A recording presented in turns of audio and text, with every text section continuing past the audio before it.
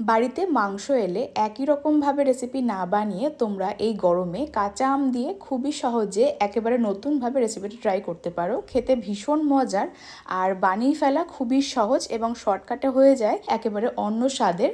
তোমরা এটা গরম গরম ভাত, রুটি, লুচি, পরোটা সব কিছু দিয়ে খেতে পারবে। খেতে ভীষণ টেস্টি। তো চলো আজকে তোমাদের সঙ্গে খুবই সহজে রেসিপিটা শেয়ার করে নেওয়া যাক।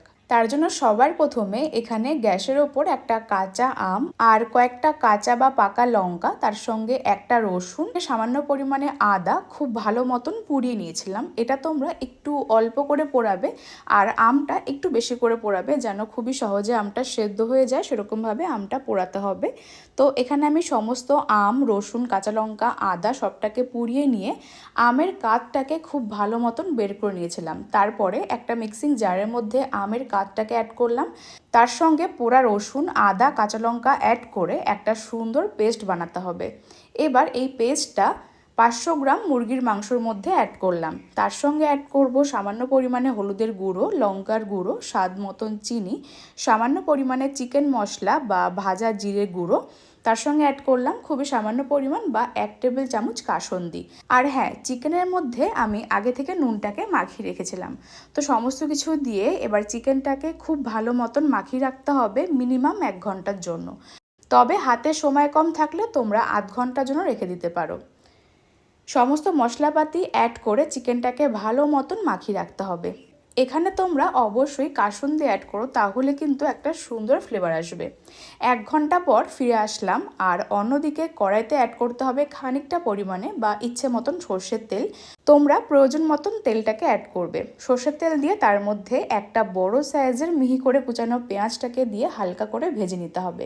ফ্লেমটাকে মিডিয়াম টু লো হিটে রেখে পেঁয়াজটা হালকা নরম করে ভাজা হয়ে গেলে এর মধ্যে অ্যাড করলাম মাখিয়ে রাখা চিকেনটা তোমরা অবশ্যই কিন্তু একটুখানি সময় নিয়ে মাখিয়ে রাখবে, তাহলে এর মধ্যে সমস্ত ফ্লেভারটা ঢুকে যাবে আর আমপোড়া চিকেনের ফ্লেভারটা কিন্তু ভীষণ সুন্দর আসবে।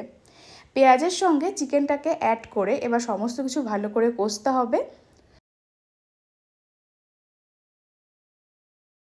ফ্লেমটাকে লো টু মিডিয়াম হিটে রেখে চিকেনটাকে ভালো মতন মিশিয়ে নিয়েছি পেঁয়াজের সঙ্গে। তারপর এর মধ্যে অ্যাড করলাম খুবই সামান্য কালারের জন্য কাশ্মীরি মির্চ।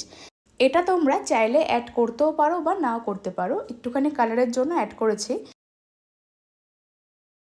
খুব ভালো মতন মিশিয়ে নিয়েছি। তারপর ঢাকনা চাপা দিয়ে ফ্লেমটাকে মিডিয়াম টু লো হিটে রেখে চিকেনটাকে খানিকক্ষণ সেদ্ধ করতে হবে। ঢাকনা চাপা দিয়ে রাখলে কিন্তু খুবই সহজে চিকেনটা সেদ্ধ হয়ে যাবে আর সমস্ত মশলাপাতি বেশ ভালো মতন কষে যাবে। ফিরে আসলাম প্রায় 10 থেকে 12 মিনিট পর আর দেখতেই পাচ্ছ চিকেনটা কিন্তু অনেকটা সেদ্ধ হতে শুরু করে দিয়েছে, তেলটা ছাড়তে শুরু করে দিয়েছে। এই পর্যায়ে এর মধ্যে অ্যাড করব একটা জলের মধ্যে সামান্য গোটা গরম মশলা আর খুবই সামান্য পরিমাণে জয়িত্রী। এটাকে ভালো মতন ফুটিয়ে এর মধ্যে জলটাকে ছেঁকে অ্যাড করতে হবে। এখানে আমি তেলের মধ্যে ফোড়নটাকে অ্যাড করিনি, তা না হলে কিন্তু ফ্লেভারটা সম্পূর্ণ আলাদা হয়ে যাবে। তার জন্য গোটা গরম মশলা জলের মধ্যে দিয়ে ভালো মতন ফুটিয়ে এটাকে ছেঁকে শুধুমাত্র জলটাকে এর মধ্যে অ্যাড করব। পরিমাণ মতন গরম জল এর মধ্যে ছেঁকে অ্যাড করে খুব ভালো মতন মিশিয়ে নিতে হবে আর আরও খানিকক্ষণ সময় রান্না করতে হবে।